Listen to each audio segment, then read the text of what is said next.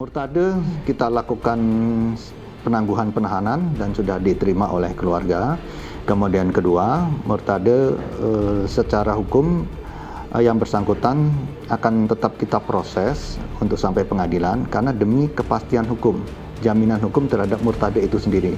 Karena murtade yang bersangkutan telah menghilangkan nyawa orang, walaupun yang bersangkutan ini selaku korban, namun situasi saat itu adalah overmah.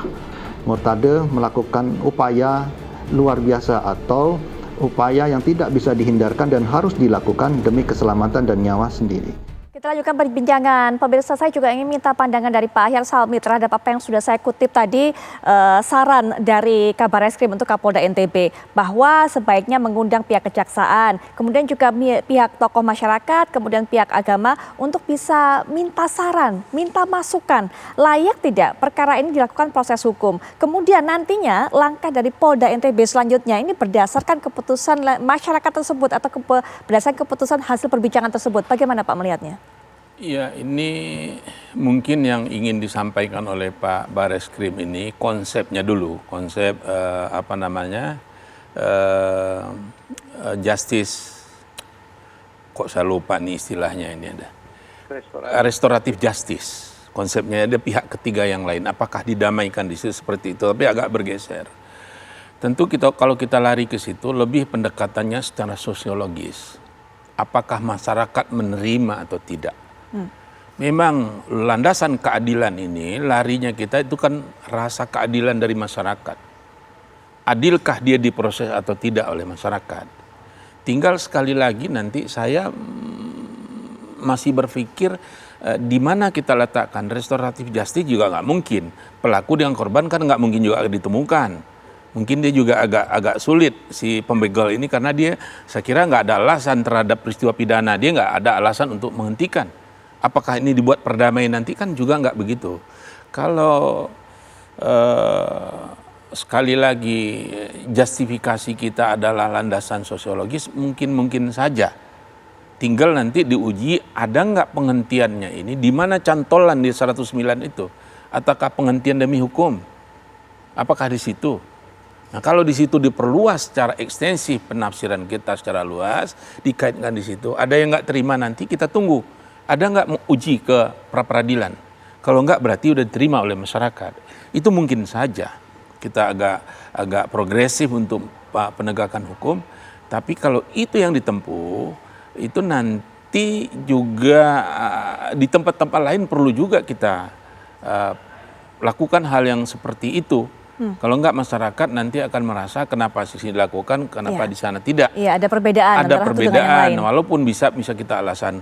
Tentu setiap masyarakat berbeda-beda juga rasa keadilan mereka. Baik. Tetapi dia bilang kalau masalah pidana ini sifatnya kan nasional, bukan lokal. Itu perdebatan akan ada terus. Tapi ini sesuatu hal yang perlu dipikirkan oleh semua ahli hukum pidana menurut saya. Baik. Bagaimana nih solusi terhadap hal ini? Baik. Secara hukum saya berpendapat nggak bisa dihukum orang ini. Cuman di mana dihentikan, di tahap penyidikan atau di proses oleh pengadilan.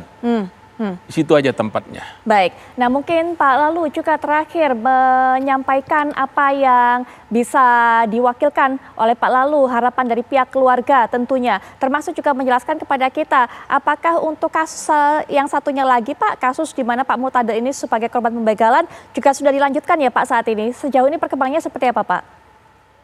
Jadi tentu saja apa yang disampaikan oleh Kabareskrim itu adalah merupakan lompatan gagasan yang saya kira sangat bagus sekali Mbak Putri.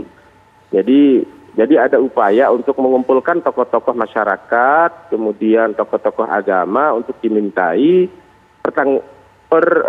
pendapat tentang bagaimana solusi untuk persoalan ini. Saya kira itu bagus juga untuk kita coba laksanakan begitu. Dan kita sebagai bagian dari masyarakat tentu berharap bahwa sekali lagi persoalan ini tidak sampai terlalu berlarut-larut karena sekali lagi kita melihat bahwa pada konstruksi kasus ini Pak Murtade adalah sebagai korban pembegalan.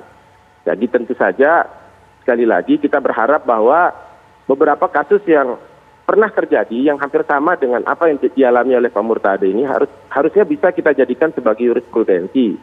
Jadi harapan kami Bahkan seharusnya Polda NTB ini memberikan penghargaan kepada Pak Murtado ini. Karena bagaimanapun apa yang dia lakukan itu adalah merupakan bagian dari pembelajaran sekaligus juga mengedukasi masyarakat untuk tidak takut melawan pelaku-pelaku kejahatan. Begitu, Mbak Putri. Baik, terakhir mungkin Pak Benny Mamoto, silakan Pak penutup. Ya, kami berharap forum hari Senin nanti adalah pertama satu wujud transparansi Polri dalam penanganan kasus ini, kemudian yang kedua di samping mendengar masukan saran dari masyarakat juga sekaligus pencerahan di bidang hukum kepada para tokoh masyarakat dan tokoh agama. Ketika nanti digelar kasusnya ada pendapat dari kejaksaan, ada pendapat dari pakar hukum, maka akan memberi pencerahan tersendiri kepada beliau-beliau yang hadir di sana. Ini punya nilai positif untuk nanti ketika menyikapi suatu kasus, beliau-beliau sudah tahu, oh mekanismenya begini, pendapatnya begini, dan sebagainya. Mudah-mudahan ini ada hikmah di balik kasus ini. Baik, Pak Benny Mamoto, terima kasih Pak Benny sudah meluangkan waktunya untuk bisa menjelaskan pandangannya mengenai kasus ini. Pak Lalu juga terima kasih meluangkan waktunya, kita nanti akan lihat bagaimana kelanjutannya. Pak Ahyar Sami juga terima kasih sudah memberikan pandangannya.